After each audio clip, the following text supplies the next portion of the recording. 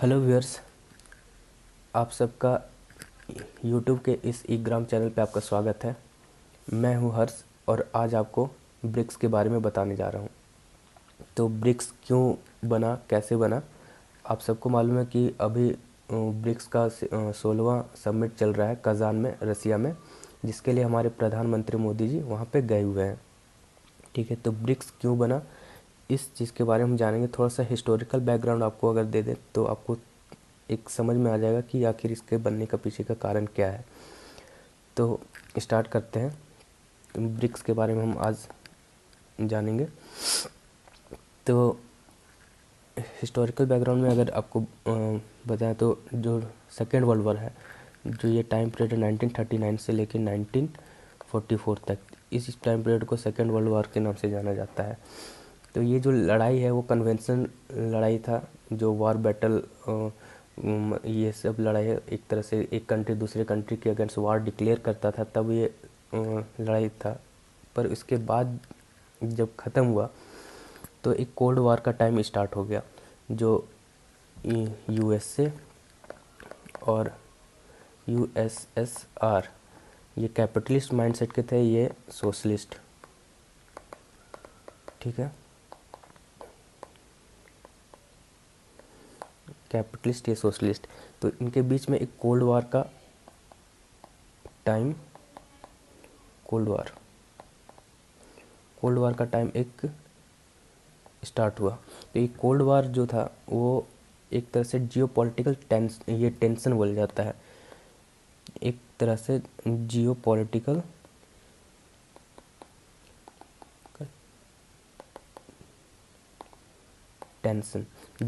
Tension ये USA और USSR के बीच में चल रहा था। और फाइनली जब ये ब्रेक हुआ और यूएसएसआर 1991 में 15 कंट्री के साथ ब्रेक कर गया। ठीक है, ये ब्रेक हो गया। फाइनली यहाँ पे यूएसएसआर इस लड़ाई को हार गया। इस टाइम पीरियड में एक कंट्री, यूएसए और यूएसएसआर के बीच में एक तरह का ये रेस लगा हुआ था कि कौन सबसे ज़्यादा सुपर पावर, कौन यहाँ पे सुपर पावर डोमिनेट करेगा। तो जैसे बहुत सारे इसमें इस टाइम पीरियड में आप देखेंगे कि मून मिशन हो गया, कौन न्यूक्लियर सबमरीन बना रहा है, कौन किसके पास सबसे ज़्यादा युद्ध पोत है। तो ये उसी दौर को दर्शाता है जहाँ पे सुपीरियरिटी को अपने हाई लेके जाना था। अब बात है कि जो 1944 जो वर्ल्ड वॉर ख़त्म हुआ था, तो वहाँ पे कुछ संगठन बना था, यूएनएससी, ठीक है, यूएनजीए। यहाँ पे वर्ल्ड की सारी कंट्रीज़ जाते हैं और अपनी जो भी अचीवमेंट है या फिर जो भी वो करना चाहते हैं या फिर जो भी एक स्पीच यहाँ पे देते हैं यूएन जनरल असेंबली में।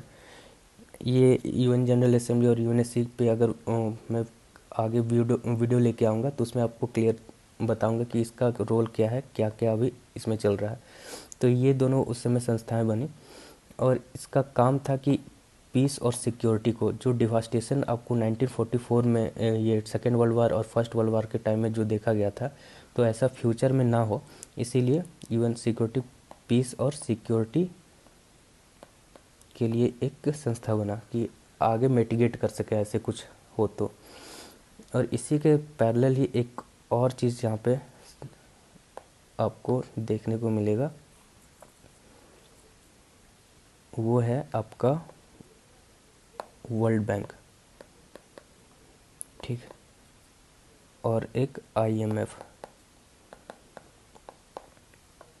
ये जो है ये यूएस डोमिनेट करता है यहाँ पे, और इसमें है यूरोपीय यूनियन। तो अब आपको समझ में आ रहा होगा कि अगर किसी कंट्री को यहाँ से अगर कुछ चाहिए, कुछ लोन चाहिए इंफ्रास्ट्रक्चर डेवलप करने के लिए, या फिर किसी भी तरह का अगर कोई कंट्री क्राइसिस में है तो उसको अगर लोन चाहिए तो आपको यहीं से मिलेगा। वर्ल्ड बैंक फाइनेंस करेगा या तो आईएमएफ फाइनेंस करेगा। पर यहाँ पे अगर यूएसए अगर है, यहाँ पे यूरोपीय यूनियन है, तो इसका मतलब है कि वेस्टर्न वर्ल्ड का यहाँ पे डोमिनेंस है। और अगर वेस्टर्न वर्ल्ड यहाँ डोमिनेंस कर रहा है तो वही कंट्रीज़ को यहाँ पे लोन मिलना आसान होता है जिनका रिलेशन यूएसए और यूरोपीय यूनियन के साथ अच्छा है, और जिसका अगर थोड़ा ख़राब है, और अगर यूएसए अगर उस अपने जो पर्सनल इंटरेस्ट को अगर फुलफ़िल नहीं कर पा रहा है तो फिर वो उसे लोन प्रोवाइड नहीं करेगा। तो इसके अलावा कुछ और ऑप्शन उनके पास था नहीं। तो ऐसे में क्या था कि कुछ कंट्रीज़ जो डेवलपिंग कंट्रीज़ है उनको लोन तो चाहिए था, तो लोन चाहिए तो कैसे मिलेगा, तो यहाँ पे तो वैसा कोई संस्था है नहीं जो उनके लिए सोचेगा। तो कुछ कंट्रीज़ जो है जनरल असेंबली यूएनजीए असेंबली के जब चल रहा था तो उसमें अलग होके कुछ कंट्री बात करते हैं। क्या बात करते हैं कि हमें कुछ अलग ढूंढना चाहिए, ठीक है। अच्छा, ये बात उठी कैसे? ये बात उठी कि एक आपके जिम ओ'नील करके हैं, या ब्रायन ओ'नील, ये यूके के इकोनॉमिस्ट हैं, चीफ इकोनॉमिस्ट, कहाँ के, गोल्डमैन सैक, इनके बारे में बात हो रही है। ये यूके के इकोनॉमिस्ट हैं, ठीक है ना। ये यूके के इकोनॉमिस्ट हैं, कहाँ पे, गोल्डमैन सैक।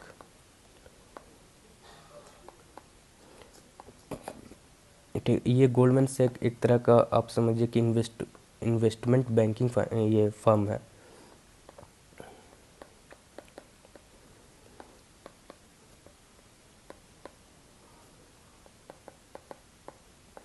तो यहाँ के ये चीफ इकोनॉमिस्ट हैं। इन्होंने बोला कि उन कंट्रीज़ को साथ आ जाना चाहिए जिनका पॉपुलेशन वर्ल्ड में सबसे ज़्यादा हो, जिनके पास लैंड एरिया सबसे ज़्यादा हो, या फिर उनका मार्केट शेयर सबसे ज़्यादा हो। तो ऐसे में देखा गया कि यहाँ पे उन कंट्रीज़ को ये पास आने बोल रहे थे कि जिनका यहाँ पे इनका वैल्यू ज़्यादा, जैसे पॉपुलेशन में आ जाता है चाइना, इंडिया, यूएसए। तो यूएसए है तो वो तो खुद का अपना उसके पास वर्ल्ड बैंक, आईएमएफ, उसके टोटल सपोर्टर्स है उधर। फिर एक इंडोनेशिया भी यहाँ अभी तक नहीं आया है ब्रिक्स में। उसके बाद Brazil, China, India, Brazil population में यहाँ पे देखा गया। उसके बाद लैंड में अगर देखें तो लैंड में तो एक रसिया हो गया, फिर कनाडा तो आएगा नहीं क्योंकि ये यूएसए का एलाई है। उसके बाद यूएस खुद है, फिर आता है चाइना, उसके बाद फिर ब्राज़ील, फिर इंडिया। यहाँ पे भी रसिया, चाइना, ब्राज़ील, इंडिया यहाँ पे भी आ गया। मार्केट में अगर देखें, मार्केट में अगर आएगा तो चाइना, इंडिया, यूएस खुद इतना, यूएस के पास भी बहुत मार्केट, लेकिन वो इधर क्यों आएगा? तो यहाँ पे सब कुछ समझने के बाद ये जो जिम ओ'नील हैं, इनका कहना है कि BRIC ब्राज़ील, रसिया, इंडिया और चाइना को साथ आना चाहिए, और साथ में कुछ एक अलग कुछ सोचना चाहिए, एक अलग ग्रुपिंग के बारे में सोचना चाहिए जो डेवलपिंग कंट्रीज़ हैं, ठीक है। तो ये तो इनका कहना था, ये 2001 में बोले थे कि 2001 में ये होना चाहिए। पर धीरे धीरे क्या हुआ कि टाइम बीतते गया, कुछ खास डेवलपमेंट ऐसे था नहीं। तो 2006 में जब यूएनजीए का मीटिंग चल रहा था, यूएनजीए का जब मीटिंग चल रहा था तो उससे हट के कुछ कंट्रीज जो सजेस्ट किए थे, ब्राज़ील, रसिया, इंडिया, चाइना, ये साथ आए और बात की कि हमें एक ग्रुप चाहिए और जिनका हमारा डेवलपिंग कंट्रीज़ के पर्सपेक्टिव को रख सके और सपोर्ट कर सके। तो वो 2006 में ये बात हुई फाइनल कि हम एक ग्रुप बनाते हैं, ठीक है। ग्रुप बनता है, फाइनली ग्रुप एक बनता है, ठीक है। पर ये कैसे बनेगा, कैसे क्या बने, मतलब कैसे काम करेगा, ये प्रोसेस 2006 के बाद स्टार्ट हो गया। अब एक इकोनॉमिक क्राइसिस आता है, 2006 ख़त्म हुआ, उसके बाद 2007 से 8, 2007 2007 से 2008 में। ये जो टाइम है ये किसका है? वर्ल्ड इकोनॉमिक क्राइसिस का टाइम है।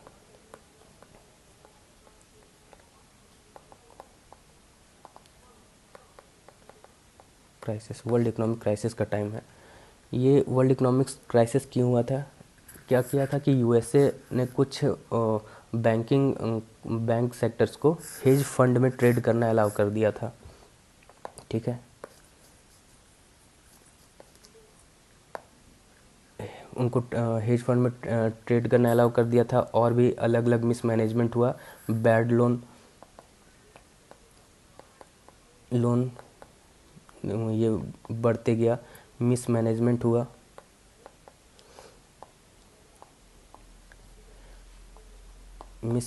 हुआ, ठीक है। तो इसके कारण जो वर्ल्ड इकोनॉमिक क्राइसिस आ गया।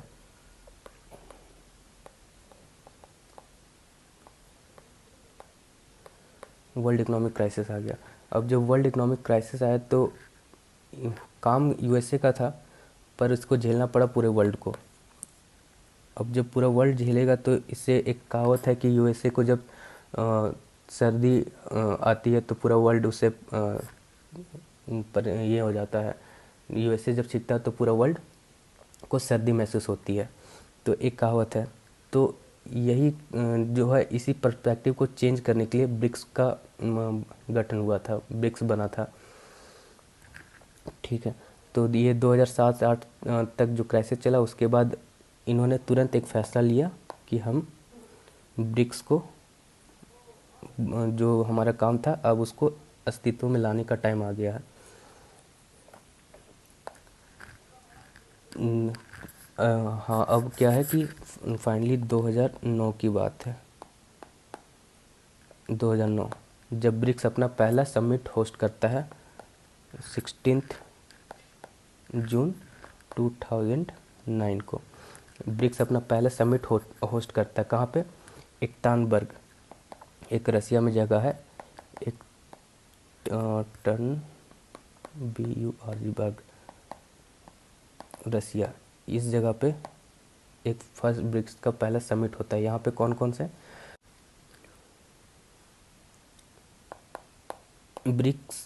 ब्रिक अपना जो पहला समिट होस्ट किया 16 जून। यहाँ पे देख सकते हैं कि जो ब्रिक के लीडर्स हैं हमारे, मनमोहन सिंह भी यहाँ पे उस समय प्रधानमंत्री थे, वो भी गए थे, प्लस रसिया के लीडर, चाइना के लीडर और ब्राज़ील के लीडर यहाँ पे जमा हुए थे। ठीक है, पर इस समय तक क्या बातें हुई थी यहाँ पे? जो बातें हुई थी 2009 तक में, वो ये था कि हमें प्रमोट करना है कोऑपरेशन और डायलॉग और कोऑपरेशन को प्रमोट करना है, और दूसरा है कि मल्टीलैटरल इंस्टीट्यूशन,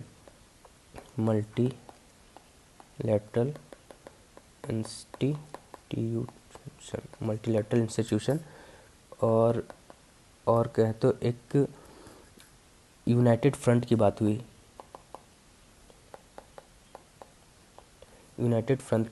तो ये 3 चीज़ों पे बात हुई थी 2009 तक। ब्रिक्स के 1 साल के बाद एक दूसरा जो कंट्री है साउथ अफ्रीका, वो इसमें ऐड होता है 2010 में। 2010 में ब्रिक में एक ऐड होता है साउथ अफ्रीका, तो ये बन जाता है BRICS, ब्रिक्स। तो ये जो एक्रोनिम है ब्रिक्स, ये इसी को जाता है कि ब्राज़ील, रसिया, इंडिया, चाइना, साउथ अफ्रीका। इसके परमानेंट मेंबर ब्रिक्स के परमानेंट मेंबर कहा जाता है कि ब्राज़ील, रसिया, इंडिया, चाइना और साउथ अफ्रीका ब्रिक्स के परमानेंट मेंबर हैं। ठीक है, अब यहाँ तक जब ब्रिक्स पहुँचा है 5 कंट्री के साथ, तो इस समय जो है 42% वर्ल्ड पॉपुलेशन को ये रिप्रेजेंट करता है।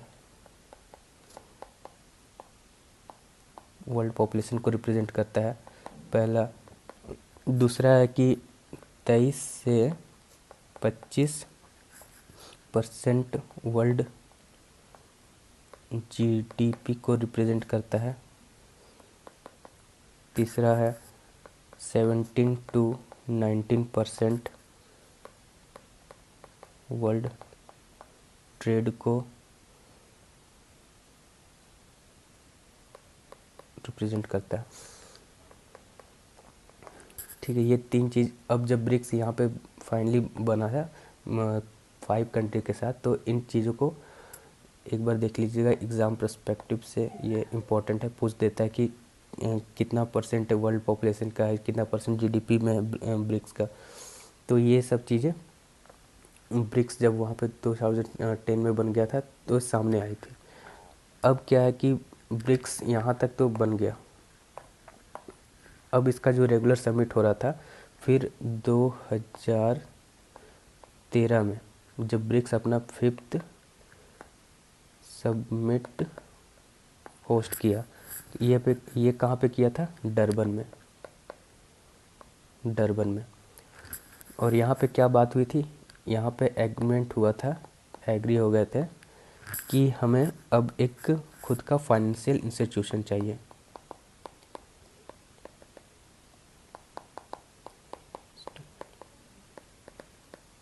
खुद का फाइनेंशियल इंस्टीट्यूशन चाहिए, ठीक है। अब 6th जब ब्रिक्स समिट हुआ, ये तो आपका 5th था। 6th जब ब्रिक्स समिट हुआ 2014 में, ये कहाँ हुआ था? ये फोर्टिलिज़ा में हुआ था। फोर्टिलिज़ा में हुआ था, ठीक है। ये कहाँ? ब्राज़ील में है, ठीक है। आप देख रहे होंगे कि यहाँ पे जो ब्रिक्स का जो समिट हो रहा है वो कैसे हो रहा है? जैसे अभी हो रहा है रसिया में, इसके बाद होगा इंडिया में, अल्टरनेट जाएगा, फिर होगा चाइना में, साउथ अफ्रीका। तो ऐसे करके ब्रिक्स अपना समिट होस्ट करता है, ठीक है। अच्छा, ब्रिक्स का हेडक्वार्टर जो है वो कहाँ है? शंघाई, चाइना, ठीक है। तो ये सब बातें हुई। हाँ, तो यहाँ पे 2014 पे थे हम लोग जब ब्रिक्स अपना 6th समिट होस्ट कर रहा था। यहाँ पे क्या बात हुई? तो 5th में तो ये बातें हो गई कि आपको एक फाइनेंशियल इंस्टीट्यूशन चाहिए, और 6th में finally new development bank finally 2014 में एक बन जाता है, ठीक है। इसका काम क्या था? इसका काम था कि इंफ्रास्ट्रक्चर को देखना था, sustainable growth in sustainable infrastructure.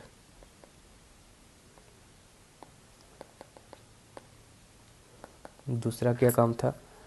दूसरा काम था कि पब्लिक प्लस जो आपका socio economic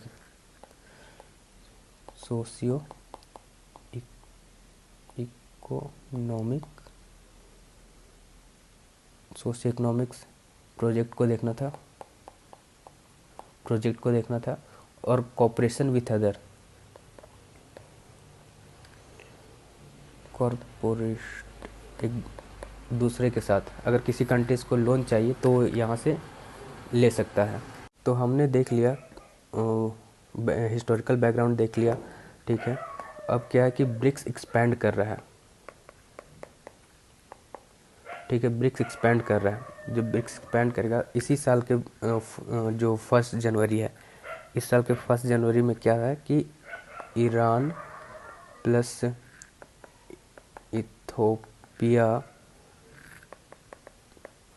Egypt, UAE, Saudi Arabia, Argentina, इनको ब्रिक्स प्लस में शामिल करना था। साउथ अफ्रीका को प्रपोज किया गया है, पर अभी तक ये किया नहीं।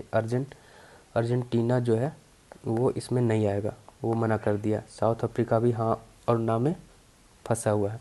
तो ब्रिक्स प्लस में अभी ईरान आ गया, इथोपिया आ गया, इजिप्ट आ गया, यूएई, और सऊदी अरेबिया। अभी ये हाँ और ना नहीं बोला है, तो अभी इसको रखते हैं। उसके बाद न्यूज़ क्या है? न्यूज़ ये है कि यहाँ पे टर्की, मलेशिया ब्रिक्स में शामिल होना है, तो मोस्ट प्रोबेबली टर्की शायद शामिल हो भी गया है, टर्की इसमें शामिल हो भी गया है। तो टर्की जो यूरोपीय यूनियन का सदस्य है, लेकिन वहाँ पे कुछ खास उसे मिल नहीं रहा था, तो वो फाइनली ब्रिक्स की तरफ मूव किया है। अगर आप टर्की को देखें तो हमेशा टर्की इंडिया के अगेंस्ट जब यूएन जनरल असेंबली में जाता था तो एक ना एक स्टेटमेंट वो कश्मीर पे दे देता था। पर इस बार क्या हुआ, जब यूएन जनरल असेंबली में वो स्पीच दे रहा था तो कश्मीर का एक बार भी वो नाम नहीं लिया।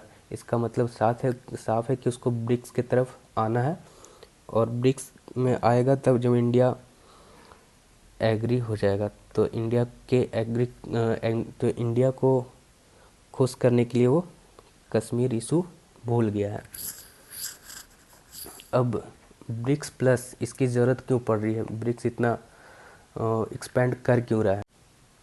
अच्छा, अभी तक जब ब्रिक्स एक्सपेंड किया तो इसमें ये माना जाता है कि जो ब्रिक्स का जीडीपी है, अभी ब्रिक्स प्लस इतने सारे कंट्री जब इसमें आ गए तो इसका 60 ट्रिलियन प्लस इसका जीडीपी हो गया है। ठीक है, और अगर बात करें तो ग्लोबल जो ग्रॉस प्रोडक्ट है, ग्लोबल ग्रॉस प्रोडक्ट, अगर ब्रिक्स का बात करें तो वो G7 से भी एक्सीड कर गया है। G7 जो माना जाता है कि ये बेस्ट इकनॉमी है, उन कंट्रीज़ को एक्सीड कर गया। ब्रिक्स में कौन कौन से कंट्रीज़ हैं, तो Canada, UK, US, France, Germany, Italy और जापान, ये कंट्रीज़ G7 में, तो इनके इकोनॉमिक्स को भी ओवरटेक कर रहा है ब्रिक्स। तो ब्रिक्स एक्सपेंड कर क्यों रहा है, ब्रिक्स एक्सपेंड क्यों कर रहा है, ब्रिक्स एक्सपेंड इसलिए कर रहा है कि हाल ही में आप देखे होंगे कि रसिया यूक्रेन जो वार ये हुआ था, रसिया यूक्रेन वार जो चल रहा है, इसमें क्या हुआ था, जो स्विफ्ट एक फाइनेंशियल ट्रांजैक्शन प्रोसेस सिस्टम है यूरोपीय यूनियन का, स्विफ्ट जो एक फाइनेंशियल ट्रांजैक्शन प्रोसेस सिस्टम, ये किसका है, यूरोपीय यूनियन। लगभग रसिया के 300 प्लस बैंक्स को ये ब्लॉक कर दिया है। ब्लॉक इससे हुआ क्या, रसिया के लगभग 300 प्लस बिलियन डॉलर जो उनके रिजर्व में थे वो अब यूज़ नहीं कर पाएंगे। ठीक है, ब्लॉक किया, ब्लैक लिस्ट कर दिया है। ऐसे में क्या होगा कि रसिया फाइनेंशियली वीक होगा। अब जब रसिया वीक होगा तो उसे वार लड़ने में मुश्किल आएगी, पर ऐसा देखा नहीं गया क्योंकि रसिया कुछ ना कुछ करके वो अपने इकनॉमी को बचा लिया। तो रसिया ही सिर्फ नहीं, जो ब्रिक्स के और भी कंट्री हैं वो भी जो इंटरनेशनल फाइनेंशियल सिस्टम से, उनको भी ये डर है कि कहीं फ्यूचर में हमारे साथ भी ऐसा ना हो, तो इसके लिए वो अपना एक अलग सिस्टम बनाना चाह रहे हैं। तो यही अब देखे होंगे कि जो वर्ल्ड का 80% ट्रेड डॉलर में होता है। ठीक है, इसी डॉलर को वो रिप्लेस करना चाह रहे हैं ब्रिक्स के न्यू करेंसी से, इसी को वो रिप्लेस करना चाह रहे हैं। तो अब जब रिप्लेस करेंगे तो ही रिप्लेस कैसे करेंगे, अपना जो खुद का करेंसी ले आएंगे। तो ब्रिक्स और ब्रिक्स प्लस मेंबर जितने भी ऐड हो रहे हैं वो अगर इस सिस्टम को यूज़ करना स्टार्ट कर दें, इस करेंसी को स्टार्ट कर दें, तो रसिया का जो ये यूएसए का जो डोमिनेंस है वर्ल्ड में, वेस्टर्न वर्ल्ड का जो डोमिनेंस है वो धीरे धीरे ख़त्म होना स्टार्ट हो जाएगा। तो इसी को लेके काजान में अभी मीटिंग चल रहा है, 16वां 16वां सबमिट काजान में चल रहा है। ठीक है, यहाँ पे हम लोगों ने ये बातें कर लेते हैं ब्रिक्स का इंट्रोडक्शन के लिए। ब्राज़ील, रसिया, चाइना, इंडिया, साउथ अफ्रीका, ये जियोपॉलिटिकल, इकोनॉमिक एंड पॉलिटिकल को ये जो इसके सिग्निफिकेंट है कि वो कैसे कोरिलेट करेंगे एक दूसरे के साथ। फोकस में क्या किए हैं, डेवलपमेंट है, कोऑपरेशन है, मल्टीलैटरल सिस्टम पे डेवलप करना चाह रहे हैं, ठीक है। ग्लोबल इकोनॉमी, जियो पॉलिटिक्स, पॉलिटिकल, ये सब हमने डिस्कस कर लिया था, ठीक। और ये तो जान रहे जियो पॉलिटिकल लैंडस्केप को देखना है कि वेस्टर्न वर्ल्ड के हेजिमनी को ख़त्म करना है, ठीक है। रीजनल स्टेबिलिटी हम लोग को बना के रखना है, जो ब्रिक्स के मेंबर्स हैं, ठीक है। और इंफ्रास्ट्रक्चर प्रोजेक्ट में भी बात कर लिया कि वो ब्रिक्स का जो न्यू डेवलपमेंट बैंक है वो फाइनेंस करता है न्यू इंफ्रास्ट्रक्चर डेवलपमेंट को। ग्लोबल इन्फ्लुएंस में वो अपना थोड़ा भागीदारी दिखाना चाहता है। कोलैबोरेशन और चैलेंजेस क्या क्या है ब्रिक्स के साथ, तो ब्रिक्स के साथ अगर चैलेंजेस की बात करें तो हमारे साथ एक प्रॉब्लम क्या है कि ब्रिक्स जो कंट्री है, BRICS, ब्रिक्स कंट्री में इंडिया और इंडिया और चाइना के साथ प्रॉब्लम है, ठीक है। बॉर्डर डिस्प्यूट और भी जगह पे डिस्प्यूट जो हमारे यहाँ पे चल रही है, जिसके कारण हमारा इंटरनली ये कोलैबोरेशन ठीक से नहीं हो पा रहा है, और भी कई सारे मुद्दे हैं। तो ये भी बात कर लिया कि ब्रिक्स कंट्रीज़ का जो कलेक्टिव अकाउंट है वो कितना 40% वर्ल्ड पॉपुलेशन को ये रिप्रेजेंट करता है, 25% ग्लोबल GDP को वो देखता है। और भी भाई ग्लोबल इकोनॉमी में जो आपका हमारा डोमिनेंस है उसको भी 17 से 19% का जो ट्रेड है वो भी हम लोगों ने डिस्कस कर लिया। फ्यूचर पर्सपेक्ट पे अगर बात करें तो फ्यूचर पर्सपेक्ट में जो हमारा इकोनॉमिक और पॉलिटिकल सिनेरियो को कोऑपरेट करना है, ठीक है। और क्लाइमेट चेंज, ट्रेड और सिक्योरिटी पे भी हम लोगों को ध्यान देना है, ठीक है। तो कंक्लूज़न में बात करेंगे तो कंक्लूज़न में यही निकलेगा कि हमें पहले आपसी में अच्छे से कोलैबोरेशन करना है, हमारे जो भी इंटरनल डिस्प्यूट है उनको सॉर्ट आउट करना है। जियो पॉलिटिक्स में तभी हम अच्छे से उभर पाएंगे, क्योंकि वेस्टर्न वर्ल्ड के जो अलायंस हैं वो अपने हिसाब से वो डील करते हैं। हमें जब हमारी जो ब्रिक्स की कंट्री है अगर इसके बीच में डिस्प्यूट नहीं होगा तो हम कहीं ना कहीं वेस्टर्न वर्ल्ड को अच्छा टफ फाइट दे पाएंगे, ठीक है। तो आज की वीडियो में बस इतना ही। फ्यूचर में फिर कोई एक नया टॉपिक को मैं लेके आऊँगा, और आप बने रहिए इस ईग्राम चैनल पे।